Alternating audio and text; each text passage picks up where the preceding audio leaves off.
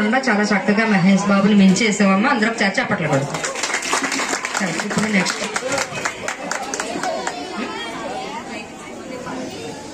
ఇంకో సాంగ్ వేయడానికి వస్తున్నారు కార్తీక్.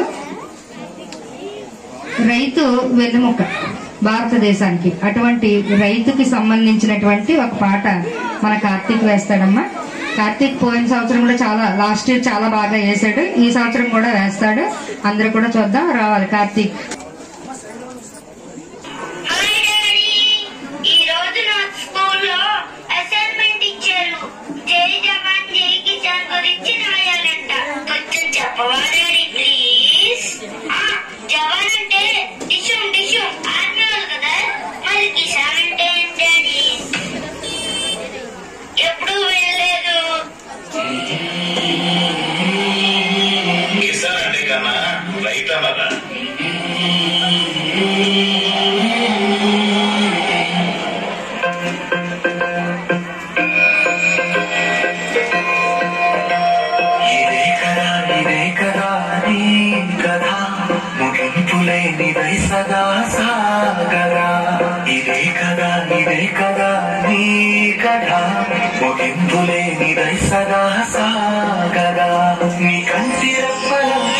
మనస్సు నిండి పొంగిరావు నీటి బిందువే కదా నువ్వు వెతుకుతున్న సంపద.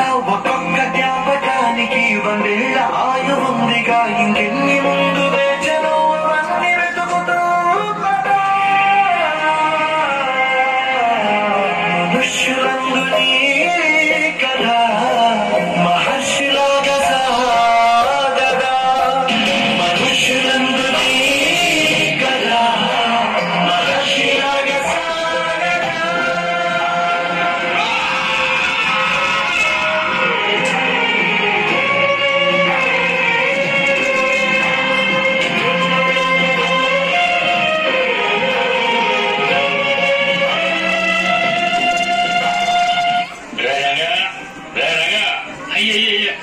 మీరు వచ్చినట్టయ్యా కవర్ డబ్బులు ఇప్పటివరకు ఇవ్వలేదు. ఎరువులు తీసుకుని అప్పులు తిప్పలేదు. ఉన్న వాళ్ళని ఖాళీ చేసుకోవాలి. అయ్యయ్యా వరదలు వచ్చి పంట అంతా నాశనమైపోయిందయ్యా. ఈ భూమిని నమ్ముకుని బ్రతుకుతున్నావు. కొంచెం కడుగుండయ్యా. నా తల తాకట్టు పెట్టాయా. మీ అప్పు వడ్డీతో సహా తీర్చేస్తారండి అయ్యా. ఈ మాట చాలా సార్లు చెప్పగానే బయలుదేరా. అయ్యయ్యా అయ్యా కనీసం కుప్పుడు మట్టైనా తీసుకెళ్ళి ఉండయ్యా.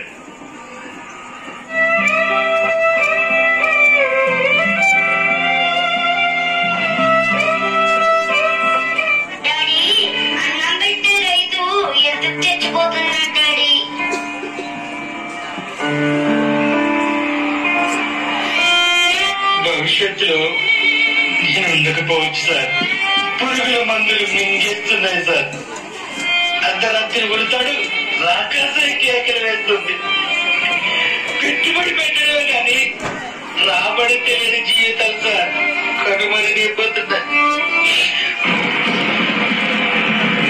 ప్రకృతి బలికి మొదటి బలి రైతే సార్.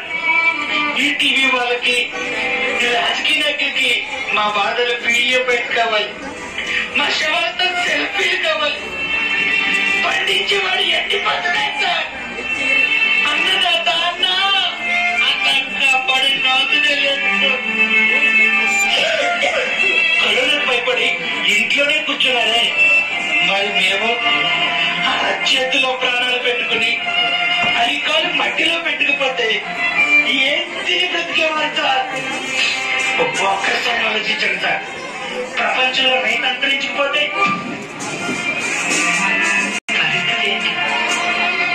రైతులకి సాయం చేస్తే వ్యవసాయం వెలిగిపోతుంది సార్. ఇలా మసకబడిపోతుంది.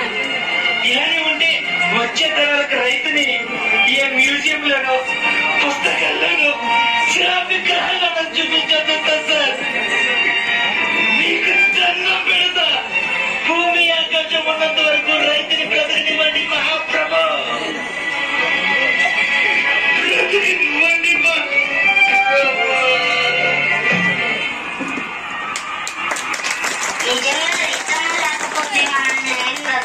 రైతులను బ్రతికించుకున్నాం పద్దడాడి. మనతోనే స్టార్ట్ అవ్వాలి. రాడాడి